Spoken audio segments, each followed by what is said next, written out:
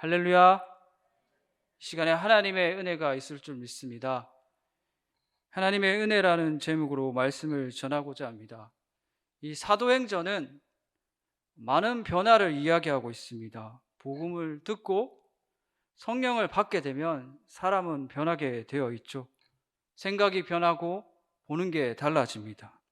우리가 읽은 본문은 유대라는 배경에서 성령 받아 변화된 사람과 그렇지 못한 사람들의 차이를 보여주고 있습니다. 여기 스데반이라는 사람이 있죠. 그는 성령 충만한 사람이었고 은혜와 지혜가 충만한 사람이었습니다. 그렇기 때문에 회당에서 그 누구도 스데반이라는 사람을 당할 수가 없었습니다. 그러자 회당 사람들은 다른 사람들을 매수해서 나쁜 말을 퍼뜨리게 했습니다. 악한 마음을 가지고 말을 퍼뜨리게 되면 같은 말이라도 악하게 들리게 되어 있습니다. 스데반이 하나님을 모독했고 율법을 거스리려 한다라는 말이었죠.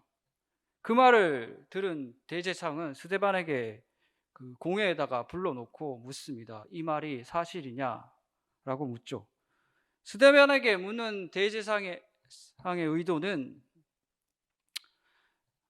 스데반에게 이걸 맞다 아니다라는 것을 묻기 전에 스데반이 무조건 벌을 받게 하려는 의도였습니다. 스데반이 맞다라고 얘기하면 하나님을 모독한 신성모독죄로 벌을 주려 했고, 아니다라고 얘기하면 거짓말한 위증죄로 벌을 주려고 했습니다. 어떤 대답을 하던 스데반의 운명은 정해져 있었던 것입니다. 우리는 이 장면을 보면서 생각해야 할 것이 있습니다. 그 사람이 생각하고 있는 중요한 목적이 뭔가? 목적에 따라서 사람은 모든 것을 맞춰갑니다. 그 목적을 이루기 위해서 내가 생각하는 거나 말하는 거나 행동하는 거나 다 맞춰가죠. 스데반의 앞에 있던 이 산헤드린 공회원 사람들은 누구보다도 하나님을 위한다는 사람이었습니다. 그러나 그 실체를 낱낱이 뜯어보면 그들의 목적은 하나님을 위하는 목적이 아니었습니다. 예수님을 십자가에 못 박은 것도 그렇고 스데반을 그 자리에 불러서 질문한 것도 그렇습니다. 자신들이 가지고 있는 기득권을 행여나 흔들릴까 봐. 그것이 진짜 목적이었습니다. 그걸 빌미로 질문하고 있는 거죠. 반면 복음을 위해 사는 사람은 그렇지가 않습니다. 내가 가장 중요하게 생각하는 게 주님이 말씀하신 복음이다라고 생각하는 사람은 자기 자신이 중요한 게 아니라 주님께서 말씀하신 복음이 중요한 거죠. 그런 사람은 시기와 질투를 하는 게 아니라 복음이 어떻게 흘러가는가가 더 중요한 것입니다. 스데반이 그랬고 또 세례 요한도 그랬습니다. 세례 요한은 처음에 등장할 때 이런 소개를 하죠. 자신은 광야에 외치는 자의 소리일 뿐이다. 여러분, 소리가 들릴 때 생각을 해보십시오. 소리는 그 소리에 담긴 내용이 중요하지 소리 자체는 사람들이 주목하지 않습니다. 그 소리에. 소리가 어떤 정보를 전달했느냐가 중요하죠. 어떤 사람이 크게 소리쳐서 말을 했어요. 그러면 어떤 사람이 그 내용을 듣겠죠. 그 내용을 들은 후에 소리는 공기 중에 없어집니다. 소리 자기는 없어지는 거예요. 세례 요한이 자기 자신을 그렇다고 얘기하는 거죠. 주의 복음을 전하고 자기는 없어지는 거예요. 그냥 복음을 전하는 자의 특징입니다. 이렇게 스데반도 마찬가지였죠. 대제사장이 묻습니다. 네가 정말 그랬냐? 예, 아니요 라고 대답해라.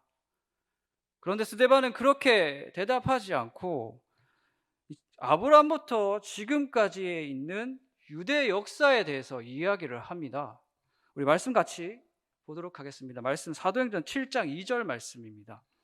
우리 함께 읽도록 하겠습니다. 시작. 스데반이 이르되 여러분 부형들이여 들으소서. 우리 조상 아브라함이 하란에 있기 전 메소포타미아에 있을 때에 영광의 하나님이 그에게 보여. 아멘. 부형들이여라는 것은 사내들인 공회원을 공손하고 겸손하게 부르는 존칭입니다. 스데반이 그들에게 말을 합니다. 들으소서. 옛날이나 지금이나 말을 듣지 않아 문제가 생깁니다. 말을 안 들어서 문제가 생기는 거죠. 믿음 없는 사람은 특히나 말을 안 듣습니다. 주의 복음을 안 듣는 거죠. 들어야지 믿음이 생기는데. 듣지 않고 어떻게 해요? 자신의 생각과 자신의 말만 붙잡습니다. 유대 사회가 대다수 그런 상태에 있는데 그 중앙에서 스데반 집사님이 호소하는 거예요. 들으소서 하면서 뭐라고 얘기했는가 하면 우리 조상 아브라함이 갈대아 우르에 있을 때, 메소포타미아라고 하는 것은 갈대아 우르예요.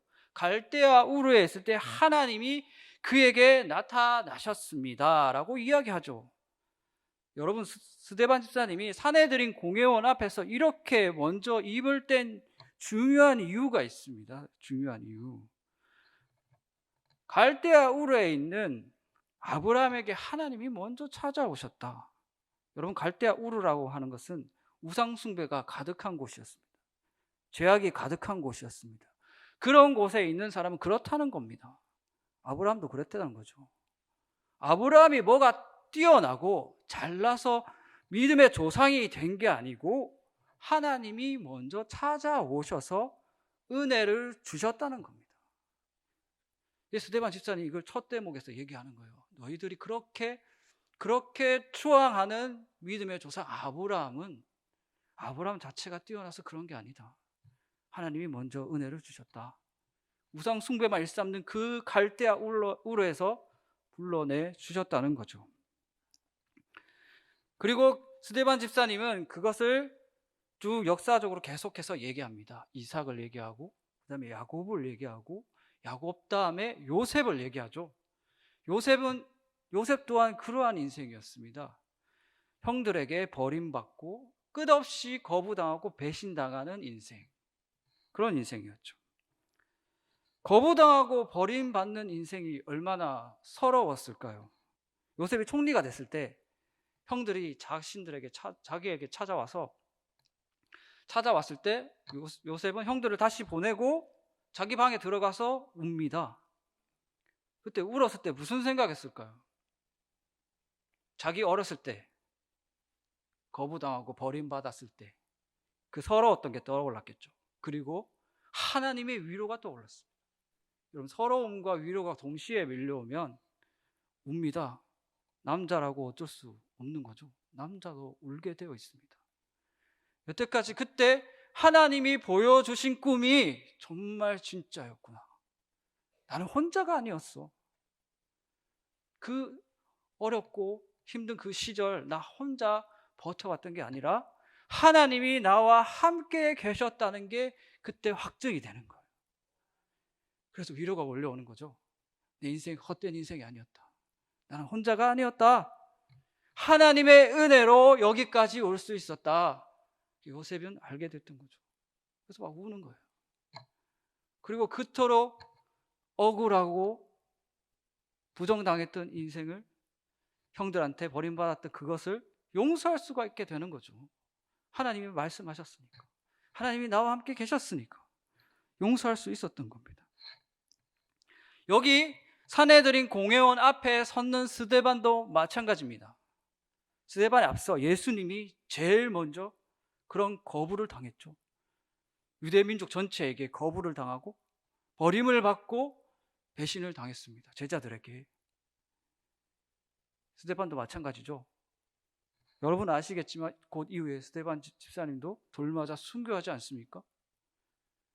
그런데 예수님이나 여기 사도들이나 스데반 집사님이 붙들고 있는 게 뭔가 하면 오늘 우리가 읽은 본문 말씀입니다. 우리 다시 한번 사도행전 7장 10절 말씀 함께 읽어보도록 하겠습니다. 시작.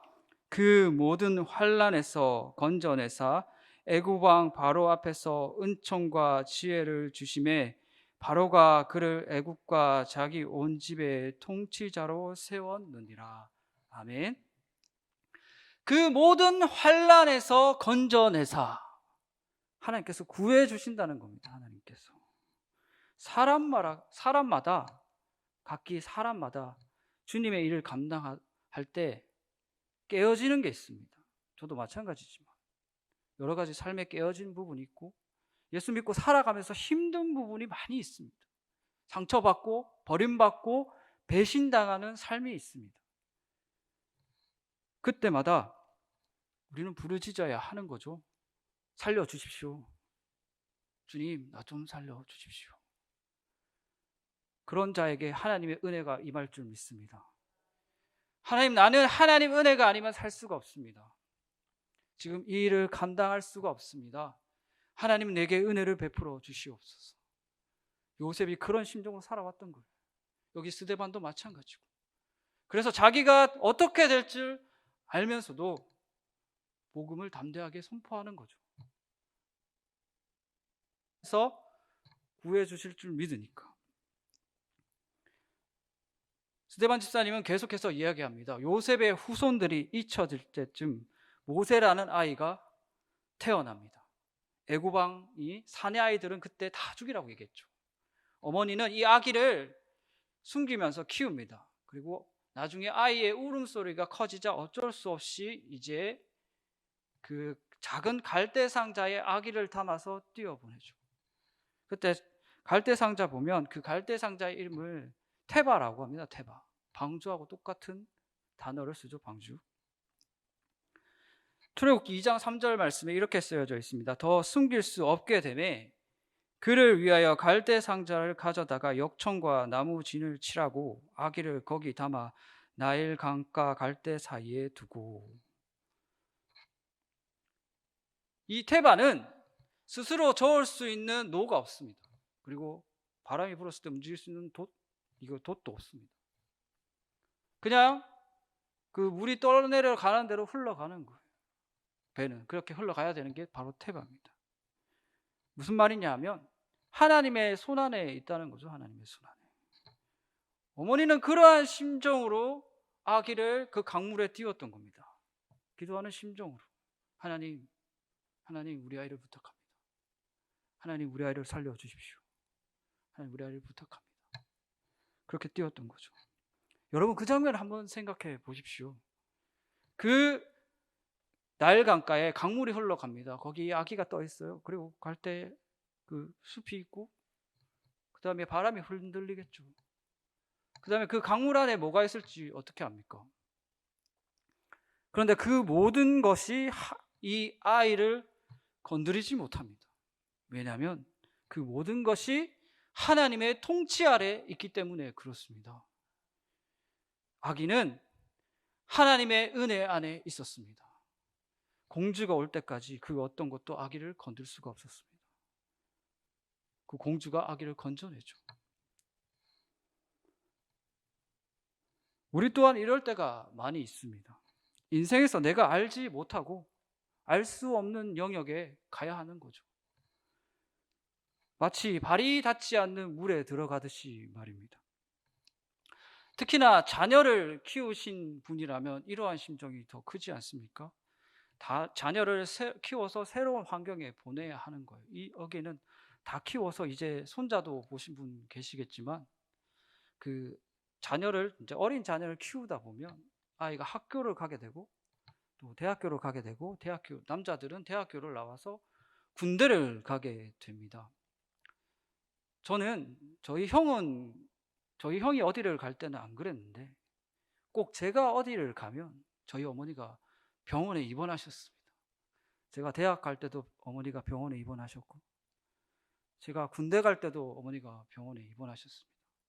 훈련소에서 편지를 쓰는데 어머니에게 편지가 안 오는 거예요. 그래서 그때는 훈련소를 마치면 100일 휴가라고 갈 수가 있었어요.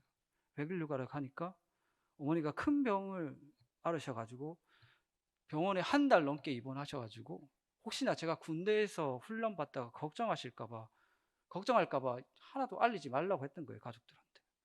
그러니까 가니까 병원에서 쓴 편지를 하나를 주시더라고요.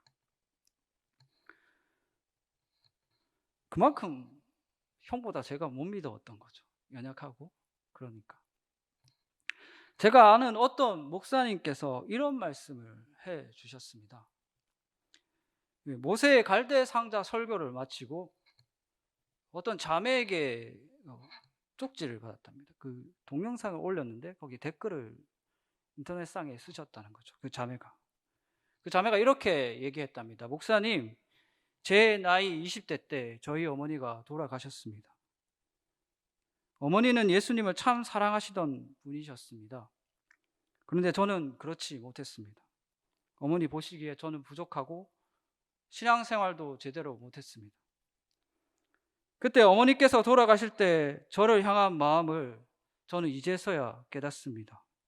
모세의 어머니가 아기를 갈대 상자에 담아 강물에 흘려 보냈던 것처럼 어머니도 기도하는 심정으로 저를 세상에 그렇게 두셨던 것입니다.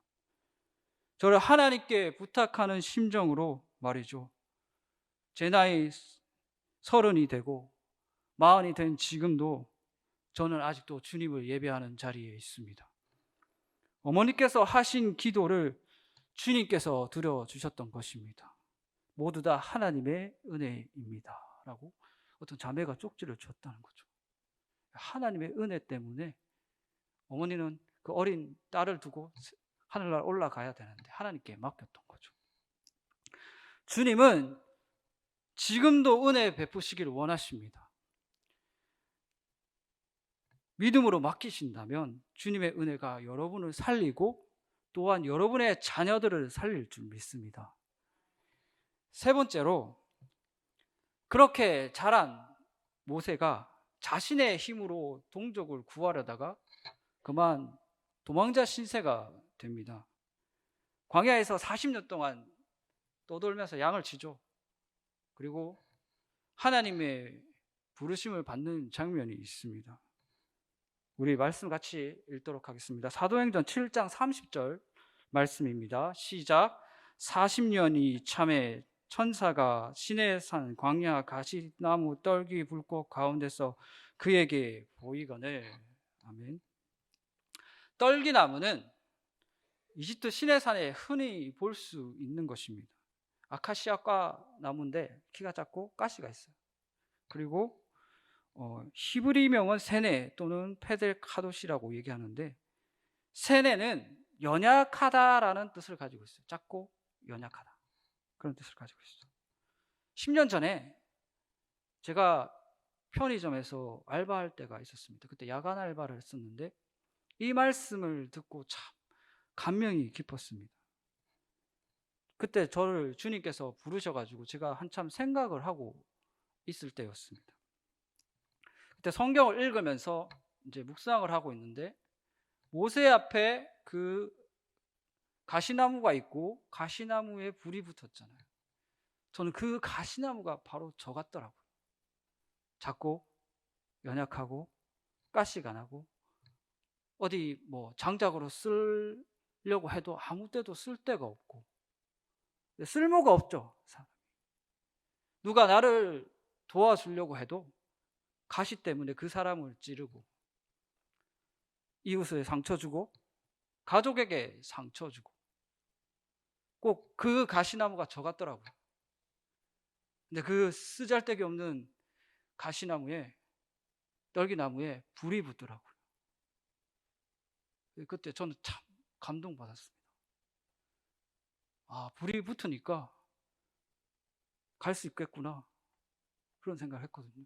그 신학교 가기 전에 그 쓰잘데기 없는 나무에 불이 붙으니까 하나님이 쓰시겠구나, 이런 생각했거든요. 모세가 바로 그 떨기나무하고 똑같은 거였어요. 자기가. 저도 마찬가지지만 아무짝에도 쓸모없고 연약한 존재가 하나님의 은혜를 입으면 하나님의 일을 감당할 수 있습니다. 내가 내 능력으로 가는 게 아니라 하나님의 은혜가 임하는 거예요. 성령의 불로. 그럼 이 일을 감당할 수 있게 되는 거죠. 여러분, 우리 또한 불이 붙으면 할 수 있습니다. 내가 하는 것, 내가 가진 재산 때문에 할 수 있는 게 아니라 하나님의 은혜로, 하나님의 능력으로 갈 수 있는 겁니다. 불이 붙으면 무엇이든 할 수 있는 거죠. 하나님께서 모세를 부르신 그 하나님께서 여러분을 부르시고 말씀하신다면 여러분이 아멘하고 순종하십시오. 하나님의 은혜만 있다면 무엇이든 할 수가 있습니다. 말씀 정리하겠습니다. 스데반이 사내들인 공회원들 앞에서 왜 이런 얘기를 했을까? 그들은 하나님의 은혜를 바라지 않았기 때문입니다. 자신들이 여태껏 쌓아온 커리어나 사회적 위치, 그런 것을 의지하였고 자기들의 힘을 의지하였고 하나님의 은혜를 의지하지 않았습니다. 그래서 말씀을 이렇게 얘기하죠. 목이 곱고 마음과 귀의 할례를 받지 못했다. 이렇게 얘기합니다. 우리는 이들과 달라야 할 줄 믿습니다. 날마다 말씀을 듣고 하나님 만날 때마다 우리의 연약함과 우리의 죄악을 보게 된다면 그것을 숨기려고 하지 말고 하나님께 내어놓고 하나님의 은혜를 바라고 가는 겁니다.